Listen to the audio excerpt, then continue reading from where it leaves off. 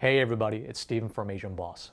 Have you heard of Twitch? It's the world's biggest live streaming platform, mainly for gamers. But what most people probably don't know about is how it was created or by whom it was created. As part of our mission to bridge social and cultural gaps between Asia and the world, we always try to bring you stories of interesting and inspiring people. And Justin Khan, the co-founder of Twitch, is one of those super interesting people. So we caught up with Justin for a chat and asked him to share his story. You guys know how much we've been struggling as a media company, right?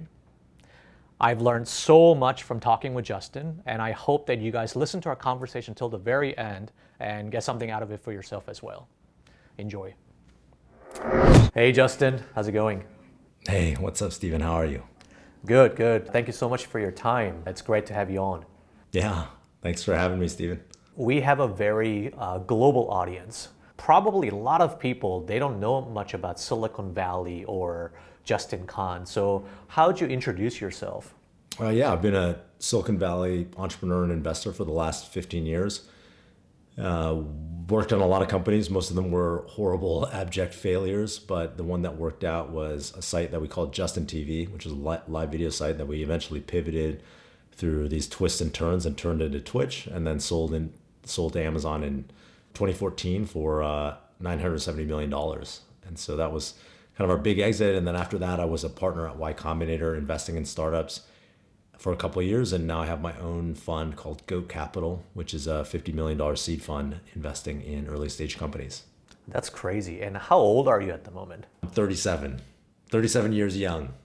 You don't look 37. I'll take it. On TikTok, everybody's like, that guy's old. So, you got to take it where you can. As a first-time founder myself, in trying times, it's really good to talk to somebody who's been through it all. I don't know if you've seen our recent videos that how we're like struggling and our community came together to pretty much save us.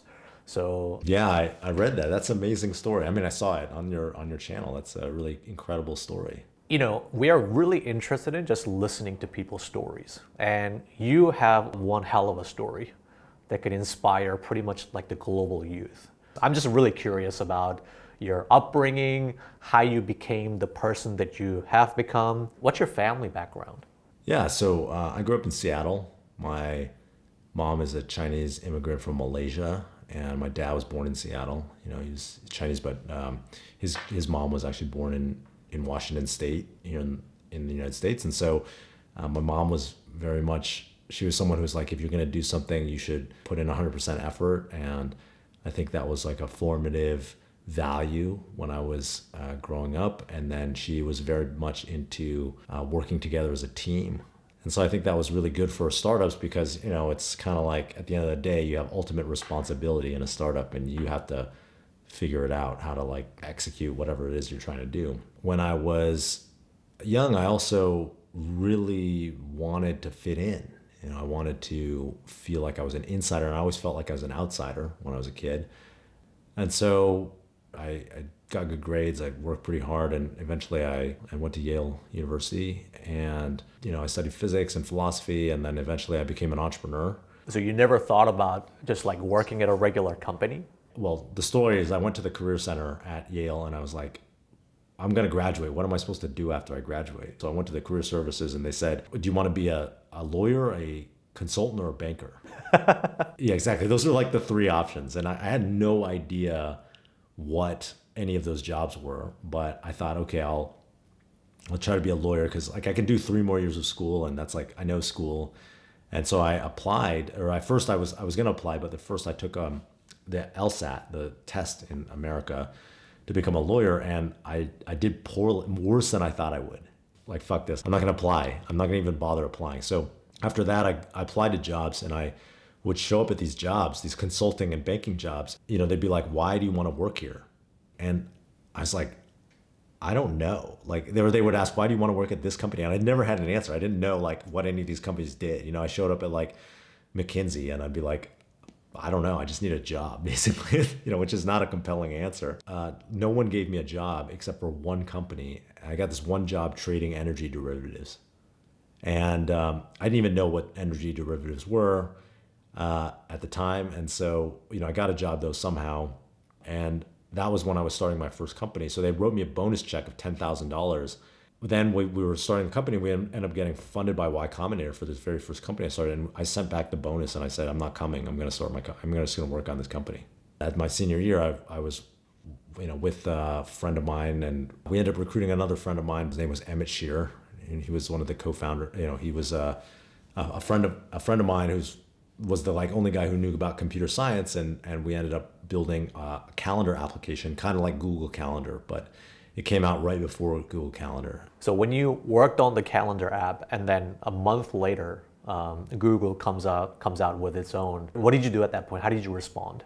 Yeah, well, we were like, fuck, what do we do? We didn't know what to do. So we thought we were screwed, which we kind of were, because our entire user base was on Gmail, and they were like, I should just use the calendar that's next to the one that I have, the email I have. So we ended up deciding to sell the company. Well, there's a couple interesting stories. First, we tried to sell it to Yahoo. Yahoo had, they're competing with Gmail at the time with Yahoo Mail, and they actually considered buying it. And, we went in, we did an interview, and the guy who's, the corp dev guy at Yahoo was like, okay, we want to buy your company after this process.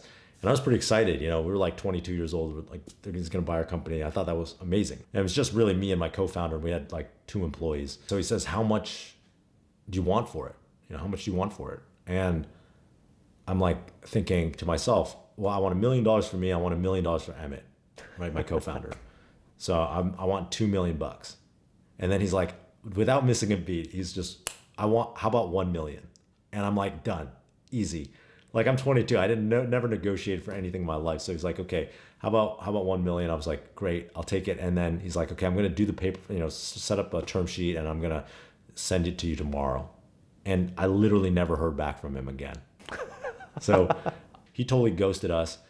He thought that he could save the deal, but by the time he realized he couldn't, it was like he hadn't responded to me for 3 weeks. So he was just like too embarrassed to talk to me. So, but it all worked out for the best, because, we ended up starting our next company, right? If we wouldn't have done that without that Yahoo deal. But the way we ended up actually selling the company is we decided, for lack of a better idea, we were just like, we'll list our company on eBay.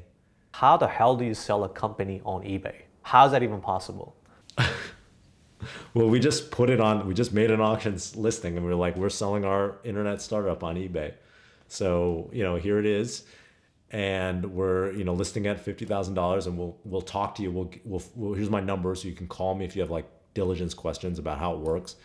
And we're just gonna see what happens. And we got a bid, for 50 grand. So we're like, okay, this is gonna work. And then the morning of the auction, we started to get more bids. I'm sitting in my friend's apartment. I'm now 23 at the time, sitting in my friend's apartment in New York City. He doesn't have air conditioning because he's like a poor, new grad or whatever. So I'm sitting at his desktop computer in my underwear, because it's 90 degrees in August or whatever in New York, and I'm sweating, pressing F5 on his desktop computer, refreshing this eBay page. And at first it's like 50,000, then it goes up to like 85,000. Then it goes up to like 93, then 100, then 115, and then 150, and then it sells at $258,100. That was like the final amount. And we were like, wow, that's not bad, because we were gonna write this whole thing off. So Emmett and I got a big payout at the end, which basically was the equivalent of if we had worked at a job for a whole year and saved all the money, which is what we basically did. And that was it. That was our first startup. You're in your early 20s. It's just a big payout. Then what do you do with that? It was like 70 grand or something like that, right? So for us at the time, it was like, wow, that's a lot.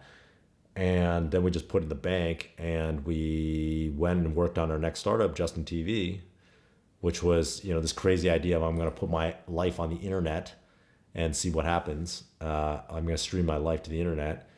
And Paul Graham funded us for that, the founder of Y Combinator. We were over at his house and pitching him startup ideas for a second startup. For the viewers who are not familiar with Y Combinator and Paul Graham, could you explain who Paul Graham is? Yeah, so Y Combinator is a seed fund that's an accelerator that invests in startup companies.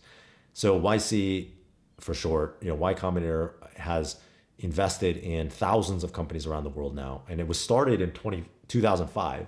Since then, Y Combinator has funded Reddit, they've funded Airbnb, Dropbox, Coinbase, Instacart, companies all over the world. And, it's a really big institution, but at the time it was very small. It was just the founder, Paul Graham, and his friends, and they were just investing in startups for fun. And so we went to them and we said, hey, he was like, I want to fund you for another idea.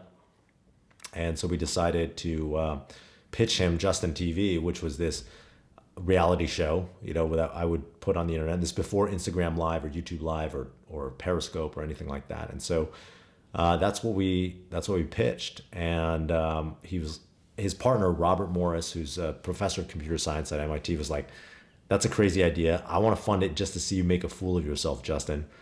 And I walked out there with a check for $50,000, and that's how we got our first seed money for Justin TV, which is the company that turned it into Twitch. Wow. So explain what Justin TV was actually like. Is that something people can just like live stream? Yeah. So at first it was literally one live stream. It was a website, and you would go to it, and there was one live stream, and the live stream was my point of view, whatever I was doing at that moment. What were you doing for 24/7? I was mostly on my computer working on the website or like walking around San Francisco or whatever. It wasn't that interesting. It was a very boring stream, actually. Did you get a lot of viewers? Yeah, so people came to the site because it was like this phenomenon, right? Like people were like, why is this guy doing this? It's so weird. So they came to the site and they were, they just wanted to see what was going on. So we had people from all over the world, and it was on MTV and the Today Show and all these different like news programs. The traditional media was more of a driver of clicks and viewership than maybe it is today. And so it was everywhere, and people came and they were like, "You're boring," and they left. They came and they were like, "This is the most boring show ever. Why are you doing this?" Some of them like would call the cops on us and try to spice it up that way, but we would. Yeah, it was not ideal, but after we launched it, some of the people who came to the site were saying, "Hey, what's the technology by which you're streaming?" Because there was no streaming on the internet then. So they were interested in learning about the technology and streaming their own content. And that's how we turned it into almost like a YouTube of live video. This was before YouTube Live. This is before YouTube Live. So the YouTube Live came out, I think, in 2009. This is like 2007, right? So we launched YouTube, we launched Justin TV as like a platform for anyone to broadcast live. And then from there, people just started streaming, and they would stream all sorts of stuff from sports, that content that they were creating, to like like a live conversation like this or like a podcast, to some people stream games. And then it just grew and grew and grew until 2010, when it stopped growing. And from there we were like, oh, we need to do something different. And so that's when we started looking for new ideas. And one of the ideas that we discovered was Twitch. And how did the idea of Twitch come about?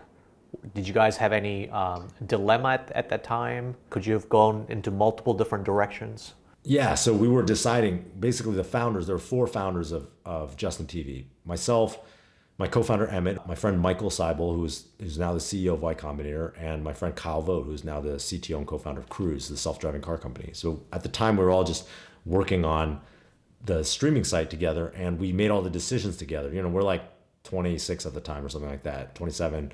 We were arguing basically for a whole week about what the direction of the company should be. Emmett had been watching StarCraft 2 videos StarCraft 2 had come out, and there were these videos, it was very popular in Korea, that people would upload to YouTube. And so he's watching these videos, or he's watching live streams. Some people would do live streams of StarCraft 2, and he was like, we should just focus on this content because it's the only content I give a shit about. The rest of our site fucking sucks. And well, he didn't say it like that, but he was nice about it. Then Michael and Kyle wanted to work on a mobile video. So they saw mobile video was going to be big. And so they wanted to work on something that was like a video app for mobile that would be more like TikTok, basically. But, this is 7 years before TikTok came out. So that's kind of what they were pushing for. And so we couldn't decide what to do. We couldn't agree. And so we decided to incubate both of them internally with different teams. And really, Emmett was the one who drove Twitch or the gaming content. And, we worked on that, and it kind of grew and grew and grew until eventually we said, hey, this is what we should focus on. Investors, when they hear an idea like that, what were their reactions? No, the investors were like, "What is this? This is not a thing." They were very skeptical. Investors did not think that watching people play video games was going to be a thing. It was very hard to raise money for the company, and there were just a few investors who believed in it, which were, that turned out to be, they should be recognized. And I think by the time when we sold it, this was like 3 years later, maybe it was like at 55 million MAU. That's crazy. Yeah, monthly active users. Yeah, and now it's like, I don't even know. It's like hundreds. So after how many years did you actually decide that, now it's time to sell? And what was that process like?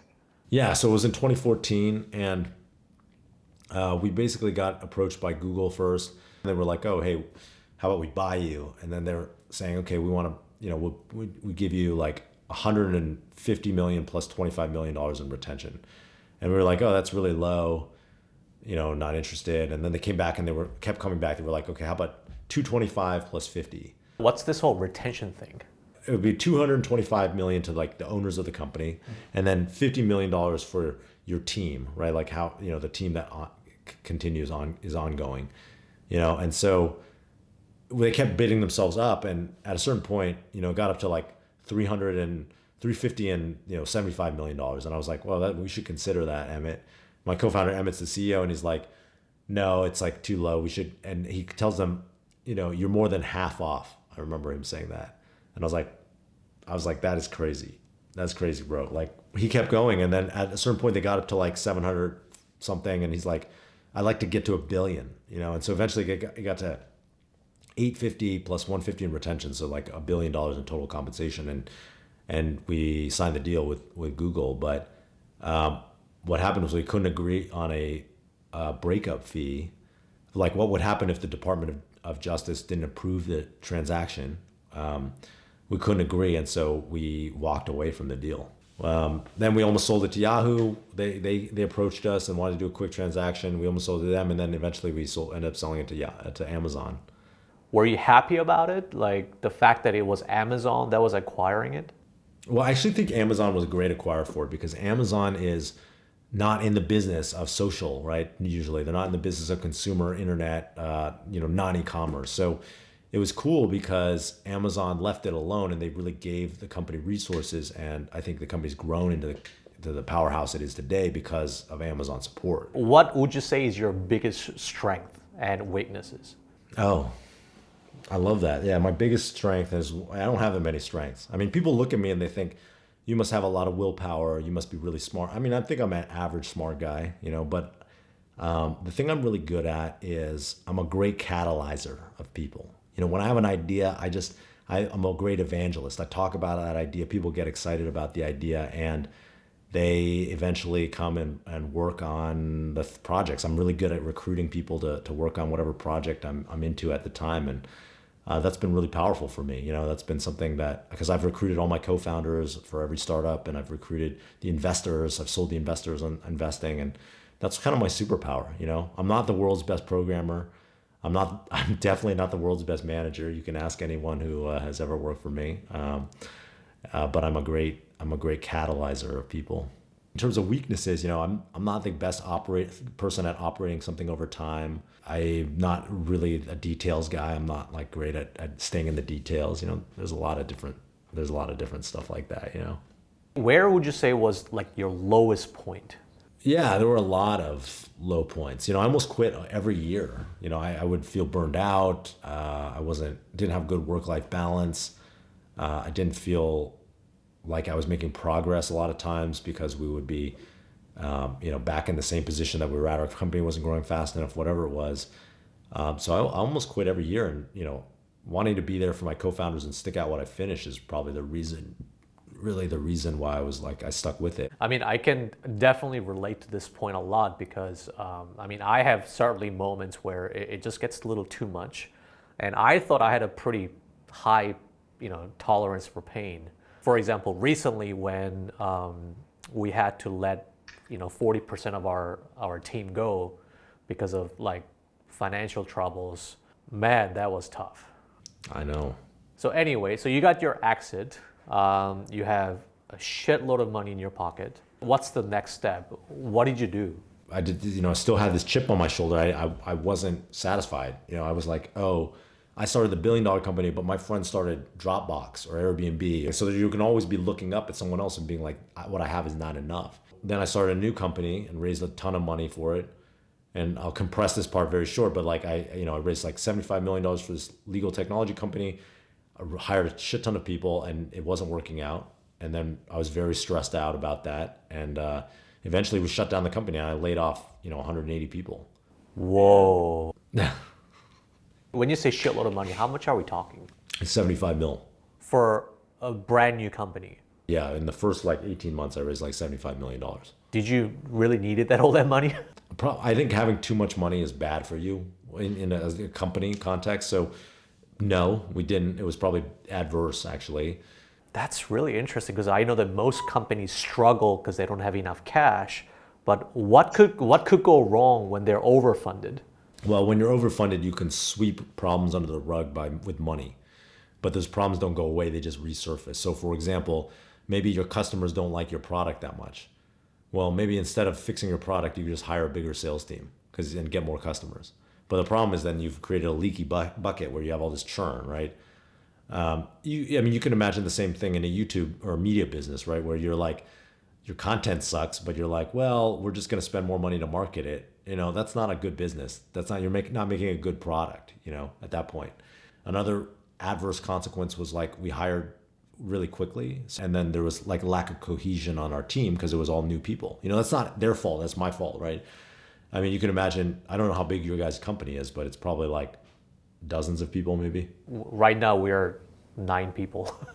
Yeah, 9 people. So if you were 9 people today and you hire 80 people in the next year, your team culture is going to be like, just imagine that, right? Your team is going to be completely different. Like they're not going to know who you are, what you care about, like what's the mission of the company, what type of media are you going to try to create? And they might start creating like all sorts of random shit that like isn't in the vision of like what you have, Stephen, as an entrepreneur. There's a lot of problems that having too much money can cause, I think it'll be almost like comforting for a lot of people to know that at the end of the day, Justin Kan is a human. Just because he founded a $1 billion company doesn't mean he's going to be successful in every single case. That's right, exactly. Everybody's a human being, and everyone's kind of starting. When they start from something, they're starting over and starting from ground zero. But most importantly, I also know that like I'm not do or die anymore. I'm not the person who I want to be. Put in the game. I'm better maybe as a coach now. I'm a better coach, and so that's why I decided, okay, now I'm going to be a venture capitalist, and I'm gonna invest in companies because maybe I'm no longer the person who's like do or die. I just want to invest in companies and support founders, and I want to make YouTube videos. Speaking of your YouTube videos, people should really subscribe to Justin's YouTube channel. I think you're just one hell of a storyteller. I've always loved connecting with people, and I think it's just fun to have an opportunity to really connect with people one-on-one for like 2 hours and really dive deep with them. And then, like when do you do that in your normal life, right? Where you actually like just get to learn about someone. That's pretty cool. Even the reason why we started this whole Asian boss and Mogao journey is because I just couldn't stand by and do nothing. As the world gets more divided, more polarizing, how do you assess what's going on, and is technology kind of contributing to that? Technology is definitely contributing, right? Like we've created a lot of ecosystems by which people, can be in filter bubbles and maybe not talk to each other, talk past each other. But I think technology also has this power of like, connecting people in new ways and unifying us. And, one of my favorite new apps is Clubhouse, which we're on, right? And the ability to talk to people and just hear their voice and talk to people from different perspectives or people who you might not come across in your daily life. That to me is like super powerful and interesting. Technology is just like, it's like a knife. It's a tool. You could use it to cut yourself accidentally, or you could use it to, make some delicious sushi or whatever. Like it's, you can't, it's amoral, and it's up to us to figure out how to best use it and integrate it with society. Like what's it like, to be at your level where you're you have this audience, what you're trying to create new content ideas. Is it like tough to think of new ideas, or how do you come up with them? And like, do you ever want to branch out to different types of content? I'm just curious about your business. Yeah, so like for us, it starts with the singular vision to bridge social and cultural gaps. I feel like especially young people, they are curious about the world. They're like, oh, I just want to know what's happening without all this bullshit politics and demonization. And I just want to understand how other people feel or think. Where are real people's stories? Why is Right. no one talking about it? It's very simple. We never run out of things to talk about because there are current events, there are cultural differences that we can address. We just have to cover the entire world and connect people through stories. I love your passion for it. That's a beautiful mission. I just know that in order to get there, we just need a lot of smart people, giving me advice or guiding me.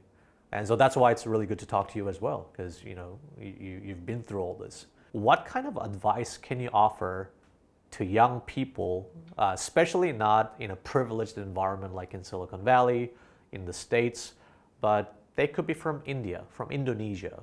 Yeah, I think that no matter where you're at, the answer is like, when you're younger, especially, can you optimize for growth? Can you put yourself in the situation where you're going to grow and learn? You can always figure out ways that you can be putting yourselves in positions where you're challenged and learning and growing. That's the feedback cycle that will eventually propel you to do greater and greater things.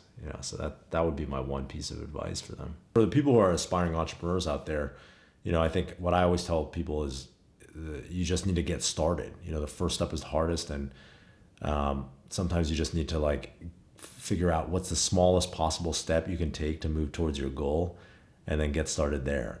And I feel like momentum is very oftentimes underweighted in companies and entrepreneurship, and so I encourage people to just kind of get the ball rolling whenever they can. And how can people reach you? Yeah, you find me on Twitter at Justin Khan, or TikTok, same handle at Justin Khan, Instagram, and you can find my podcast, The Quest, on Spotify and iTunes, or my YouTube channel, Justin Khan Vlog. Well, thank you so much for your time, Justin. Hope to speak with you again. Steven, same. I hope to appear again on Asian Boss. This is awesome. Thanks for having me.